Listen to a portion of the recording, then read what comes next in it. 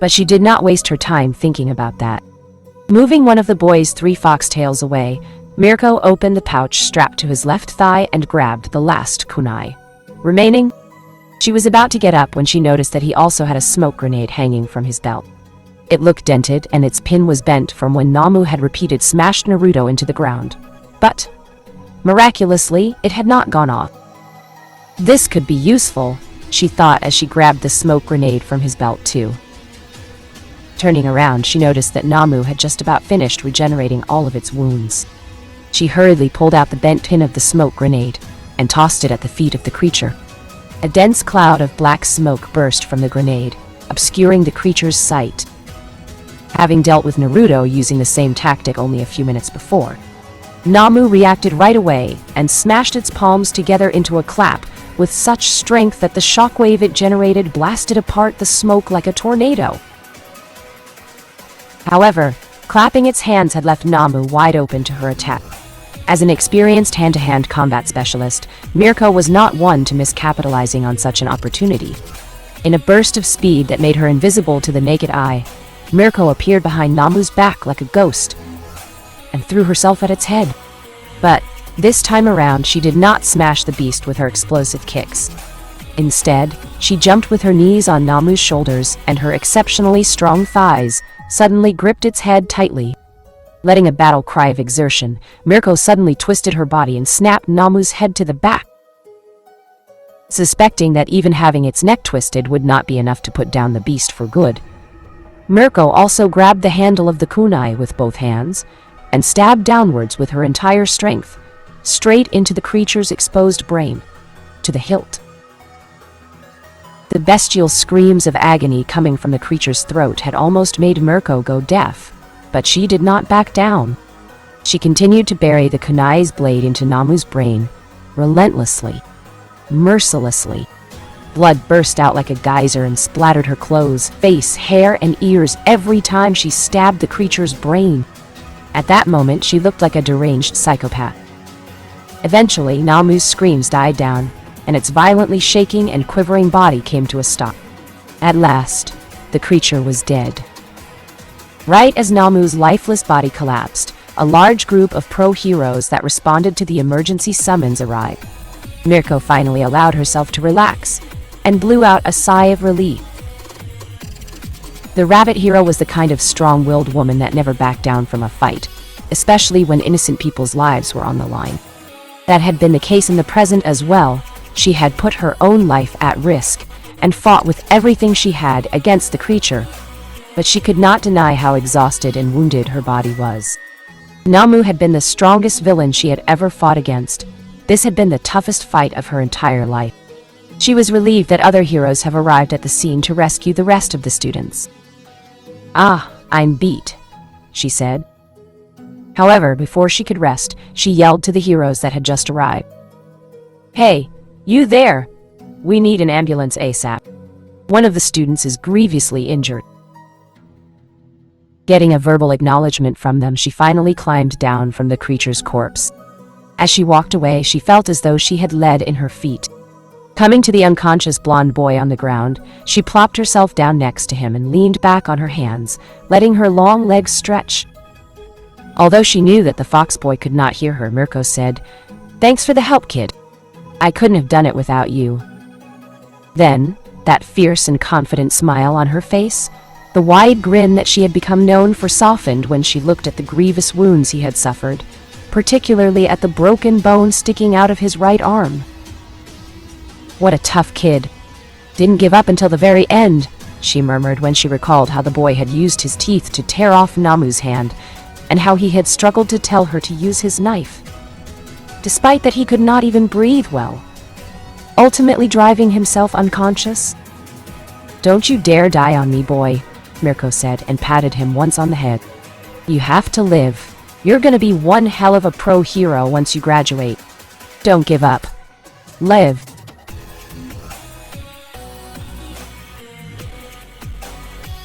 Chapter 11. Use J. Aftermath. Although he had never been hospitalized in his current life, Naruto was more than familiar with a hospital smell given how many times he had gotten injured in his past life. But the smell of antiseptic far was more powerful than he remembered it. It stung his nose so badly that it woke him up from his slumber. Opening his eyes, he tried to stretch his arms out of habit, only to find himself unable to move his upper body at all. It was then that it finally came back to him. The life and death battle against a seemingly unkillable bioengineered creature, and his brutal defeat at its hands. Ah, I messed up. He had let the feral instincts of his quirk take control over his actions, and now he was paying the price for it. His head and the rest of his upper body were all immobilized in casts and bandages. I survived? I'm lucky. So lucky. With how powerful Namu had been, Naruto thanked God that he had not been hit directly by one of its punches. All of his wounds came mostly from indirect hits, and from being smashed into the ground. He had never been afraid of death in his previous life. But it was different this time around. His desire to live burned brightly in his chest because he had a family, the very thing that he had always wanted. Because of that, feelings of gratefulness flooded his being when he thought of the person that had come to his rescue.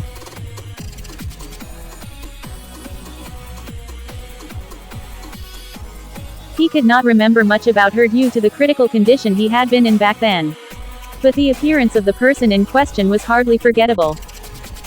Long white hair, dark skin, and a pair of long rabbit ears.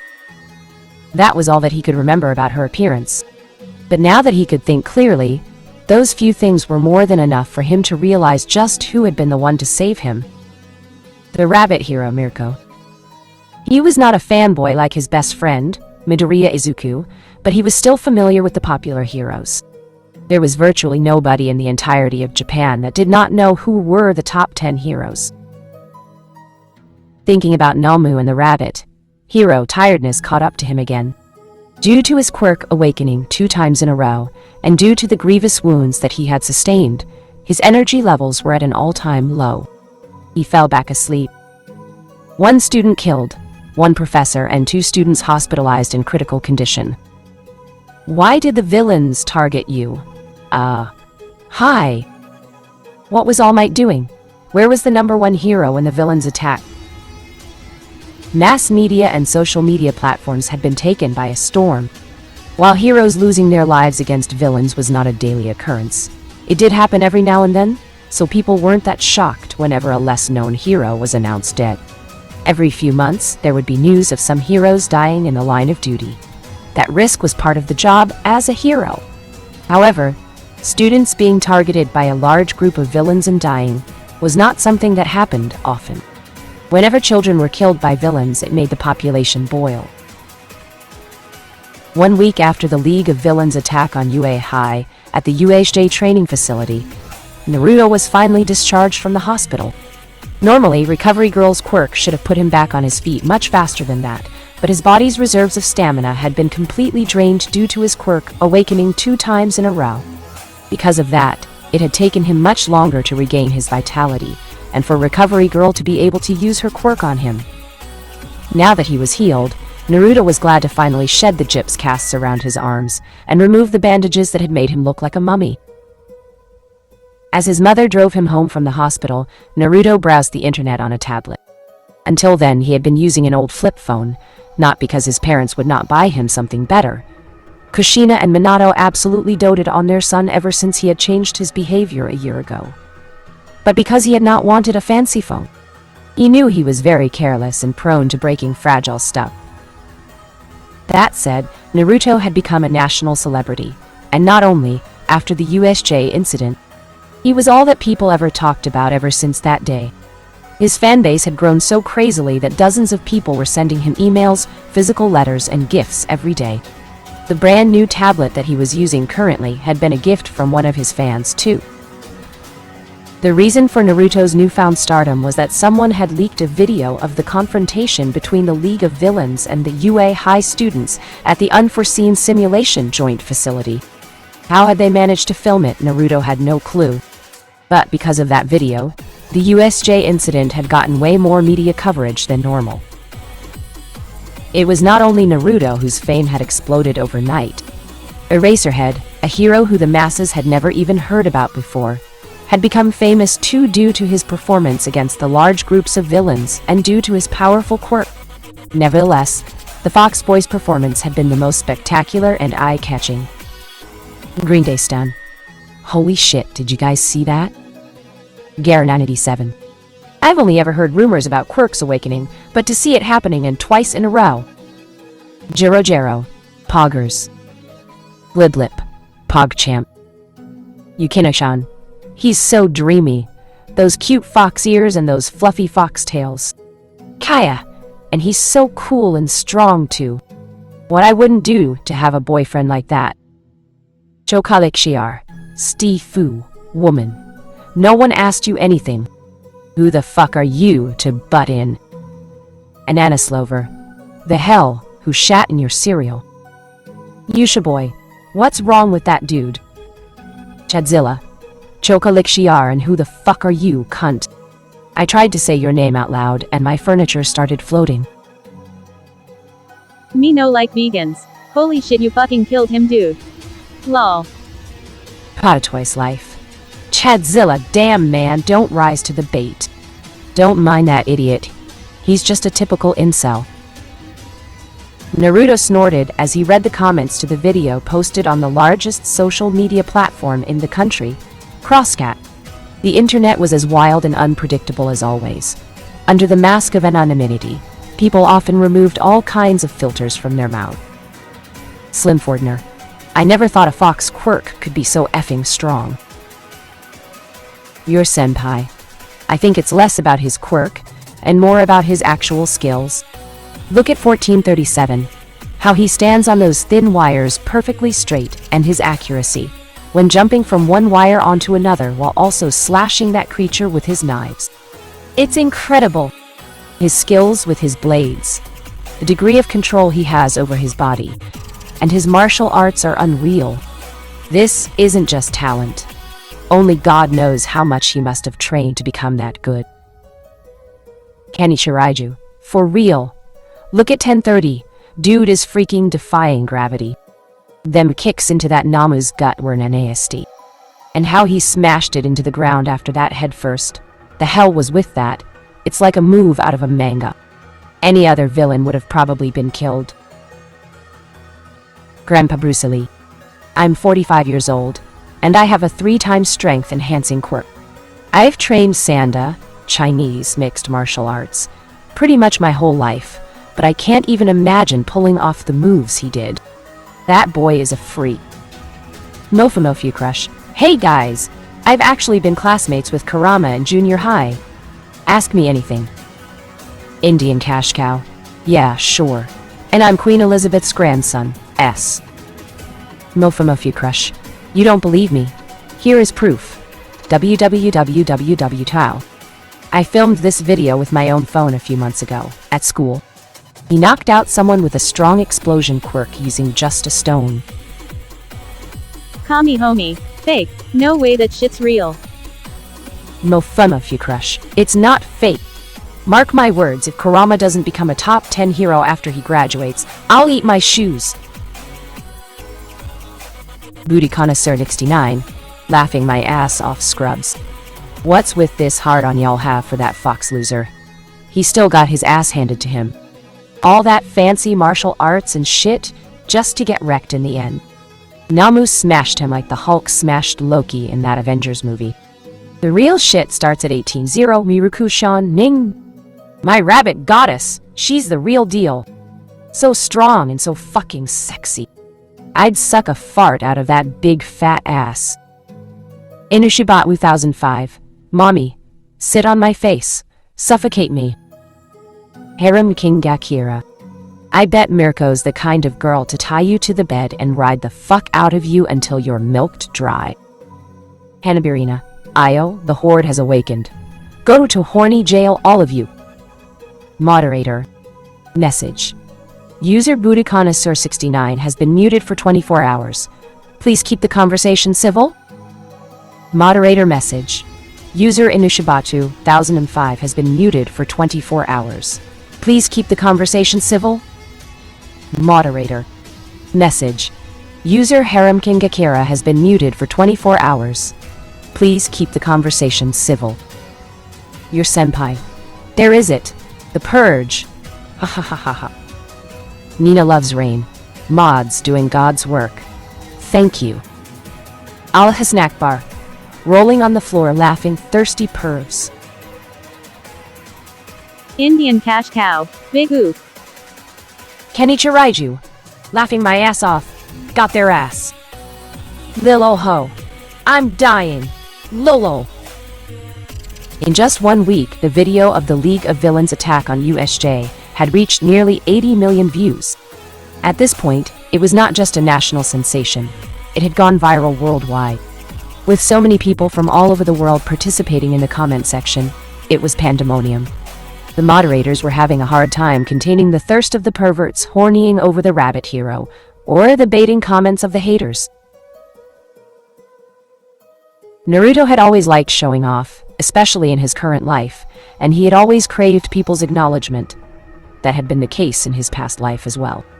Logically, the current situation should have made him feel like he was on cloud 9. However, even as his name gained notoriety, and he was hailed and praised for the heroic, self-sacrificing, and relentless spirit that he had shown in his battle against Namu, Naruto could not bring himself to feel happy. The first guy that got muted is right. I lost. I lost badly, he thought as turned off the tablet and started looking at the passing scenery through the window of the car. If it hadn't been for Mirko coming to my rescue, I would have been killed. His expression further darkened at the reminder of what else had happened at USJ. The fact that one of his classmates had been killed. I can't believe Mineta died. For the first time in his current life, one of his acquaintances had lost their life violently. He and Mineta had not been close. They had been classmates for less than a month, and Naruto had not spent that much time bonding with his new classmates because he had been more focused on training Izuku into the ground to unlock his hysterical strength. However, to say that he did not feel anything about the tiny boy's death would be a big lie. Mineta, Minoru had been just a 15-year-old boy. A young boy with many dreams and aspirations. Someone who had hoped to become a pro hero one day. A young boy's life had ended just like that. And for what? What was the purpose of what they've done? The more he thought about it, the angrier he was becoming. Reacting to his turbulent emotions, his blue eyes momentarily flashed with a crimson color, and his fingernails started to sharpen, looking as though they were about to start growing into claws. But he calmed down instantly when he sensed his mother looking at him through the rearview mirror. Closing his eyes, he let out a long breath and rested his head against the backrest. The last thing he wanted at that moment was to make his mother worry for him. It had to be said that while Naruto's quirk awakening twice in a row had gone viral worldwide because it was unprecedented, the news regarding Mineta Minoru's death had not been swept under the rug either. On most social media platforms, tens of thousands of people had started to sign a petition, through which they were requesting for the villains that had attacked USJ to be given the death penalty. People's outrage at the fact that a young and innocent boy had been killed mercilessly had also been the reason why hardly anyone was speaking against the violent way in which Naruto had fought against Namu. By slashing and gouging its flesh out over 200 times, or against the brutal way in which the rabbit hero had killed the creature, by snapping its neck and repeatedly stabbing its brain with a kunai. In fact, with her amazing performance against Namu, Miruko's popularity had gone off the chart. The rabbit hero had always been popular. She was a top 10 hero for a reason, but the formidable strength she had shown at USJ coupled with her exotic looks and her fit and sexy body had transformed her into a massive star. Her fandom starting to spread even beyond the borders of Japan. Later that night, Naruto could not sleep. His mind was filled with all sorts of thoughts. The thing at the front of his mind was the discussion he had had with his mother once they arrived home after being discharged from the hospital. Why did you not use your other quirk, Naruto? Her cries still resounded in his ears. And when he told her that he would rather die than endanger his parents, a slap to the face had twisted his head to the side. Sitting on the porch outside of his house, Naruto rubbed his left cheek absent-mindedly, while looking at the full moon shining brightly in the night sky. He could not remember when was the last time his mother had slapped him, or if he had ever been slapped by his parents at all. Kushina and Minato had never been strict with him. That was part of the reason why, before awakening the memories of his past life, Naruto had been a disrespectful brat towards his parent. Therefore, when his mother hit him for the first time in his recent memory, he was momentarily shocked. He had barely felt any physical pain from the slap, but the act itself had startled him. "If you die, how do you think that your father and I will continue to live on without you?" As she said those words, Kushina took him in her arms and started to cry into the crook of his neck. "Don't throw away your life lightly, Naruto. You are my only child. My beloved child.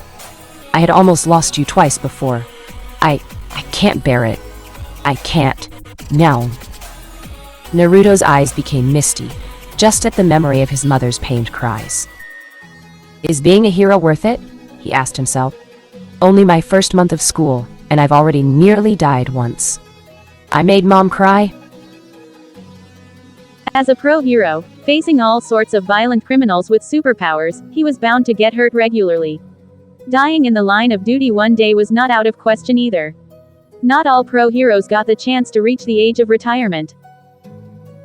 Is it worth it to risk my life and make my parents suffer just for the sake of becoming famous and rich? The cool air of the night made his thought process especially clear at that moment. The villains attacked Uzui because of All Might. They killed Manita just so they could break All Might's pride as the symbol of peace. As he thought about that, another question appeared at the front of his mind. What if, one day, some villains would do the same to me as well? What if they decided to target my family just so they could get back at me? He scratched at his messy locks of hair with both hands and groaned in frustration. Giving up on his future career as a pro-hero was not a pleasant thought, because fighting was what he was the best at. He had never liked studying. He was not like his friend Izuku, who could easily pursue a career in a regular field and get a well-paid office job. However, even as he was stressing about what to do next, one thing was clear in his mind. He could not keep letting things go on like until then. "I will transfer away from the hero course at the end of the semester." Naruto had even refused to use his adamantine sealing chains against Namu, despite knowing that he was going to die, solely because he did not want to put his parents in danger. Compared to that, giving up on becoming a pro-hero was nothing. "I'll find something else to do. I could join a martial arts club and go to karate or taekwondo competitions. Or, I could join an MMA promotion and fight against other mutant quirk users in the octagon. Once I become an MMA world champion, I'll get plenty of money and fame." It was just a thought, a rough idea for his future plans. Naturally, he would give it more thought in the following years. He had started high school only a month ago, so he still had plenty of time to figure out what to do in the future, now that he had decided to not become a pro-hero anymore. Besides, it won't come out as weird that I lost interest in being a hero.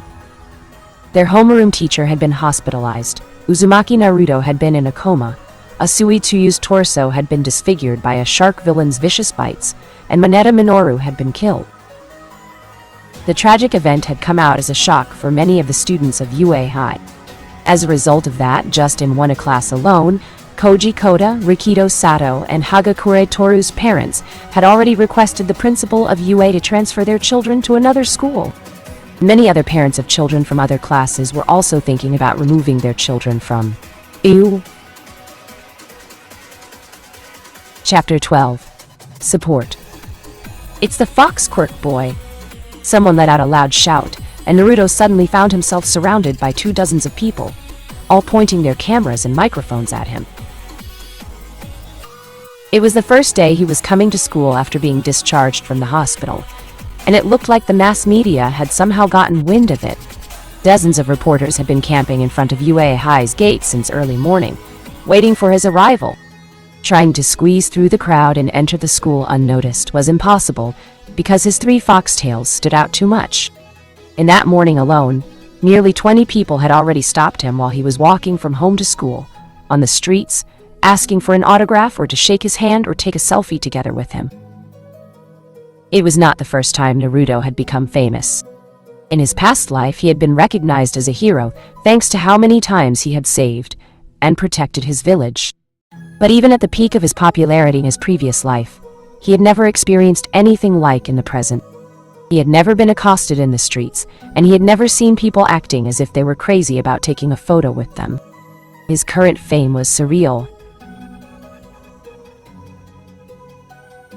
This is Nippon TV channel. Tell us your thoughts about Uahai.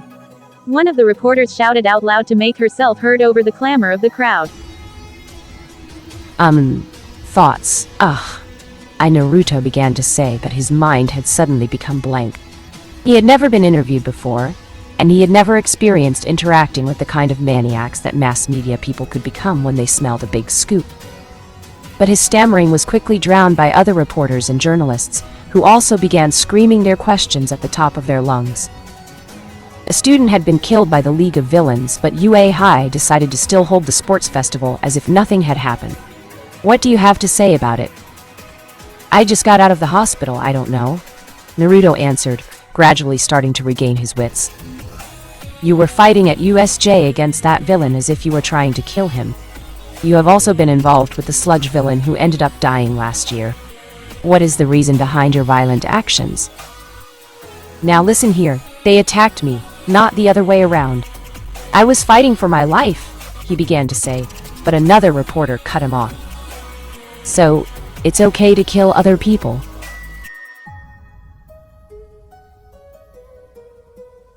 It was self-defense. What would you have done in my place, jackass?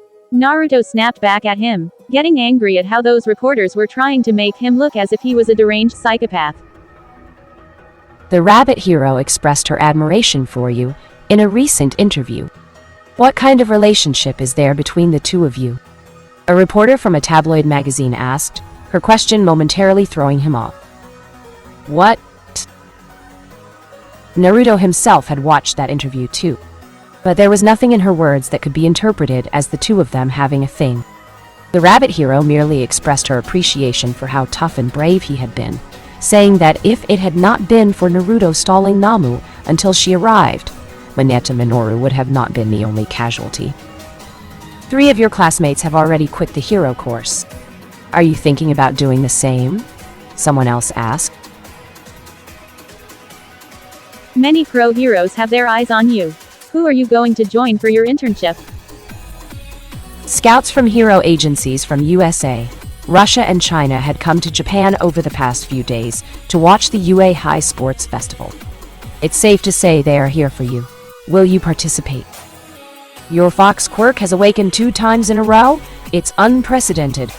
What is your secret? The reporters were yelling their questions so fast that he did not have time to answer any of them. 10 minutes later, an irate and exhausted Naruto stumbled into the One classroom after running away from the reporters. Thank God for the UA barrier.